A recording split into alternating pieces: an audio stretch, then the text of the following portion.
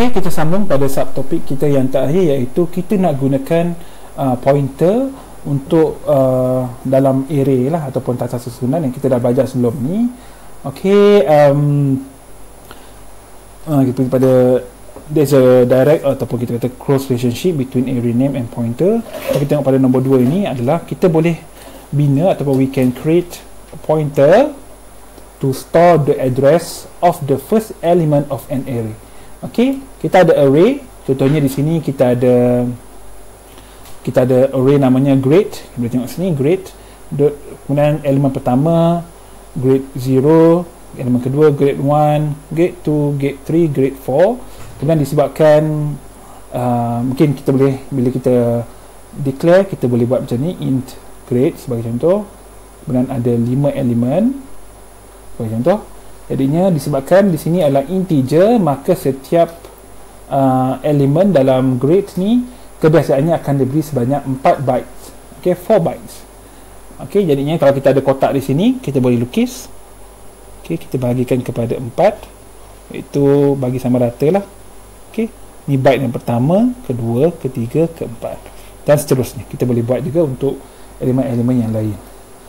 Okey, jadi kemudian kita untuk grade 0 ni, okey, byte yang pertama ni di sini kita boleh simpan alamat dia ataupun kita kata address. Jadi bila kita simpan, kita boleh assign dia kepada suatu pointer. Okey, jadinya di sini bila kita tahu setiap elemen dalam grade ada 4 ruang. Okey, kita boleh guna size of kan untuk tahu kan. Jadi setiap ni ada 4 ruang. Okey, saya just lukis kat sini, tak banyak pun, tak habis.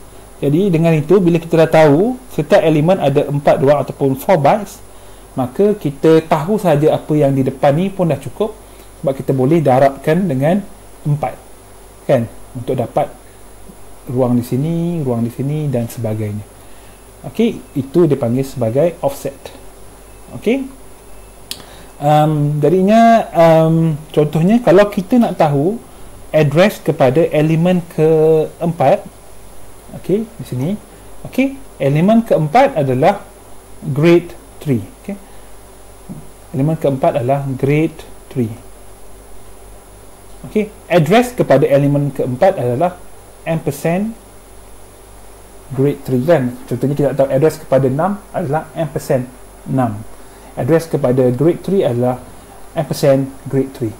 Maka alamat dia adalah kita boleh dapatkan dengan mana, iaitu, maaf, kalau kita kata grade 3 iaitu di sini, maka alamatnya adalah di sini, iaitu pada byte yang pertama dalam grade 3. Maka kita boleh dapatkan alamatnya di sini dengan cara, kalau kita tahu di depan sini saja, kita boleh dapatkan, iaitu kita hanya perlu tambahkan dengan, ataupun kita tambahkan dengan 3 kali size of int, 3 kali 4.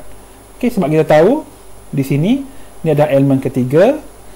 Okey, jadi kita hanya darabkan dengan size setiap ni.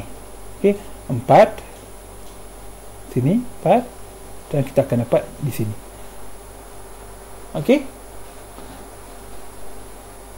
jadinya kita darabkan dengan, dengan kata lain, iaitu kita dah darabkan, kita tambahkan dengan di sini. Contohnya kalau di sini alamatnya katalah, mungkin ini tak betul, tapi katalah alamatnya adalah 2, kemudian kita tambahkan 3 kali size di sini, ataupun senangnya saya katalah kita start daripada 1. Sebab saya start daripada 1 sebab dia adalah kotak pertama. Okey, kita nak tahu alamat untuk grade 3 iaitu kotak keberapa. Caranya adalah 1 tambah, ini adalah elemen ketiga, kalikan dengan kotak ataupun size untuk setiap elemen, iaitu 12.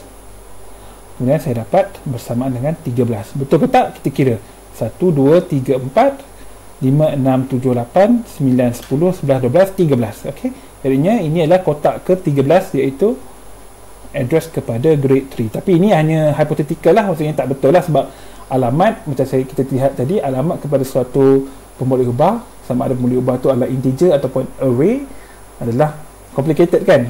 Contohnya kita tengok kat sini, alamatnya adalah kita ada apa? Kita ada begini. Okey, bukan satu, bukan dua lah, tapi dia lebih complicated lah. Tapi kita boleh, masih kita boleh gunakan satu operasi matematik untuk kita dapatkan alamat kepada mana-mana elemen sebenarnya, bukan hanya elemen ke-3 tapi elemen ke-4, bukan elemen ke-4 saja tapi elemen ke-5 dan mana-mana elemen lah. Okey, itu saja, kita akan sambung pada video seterusnya.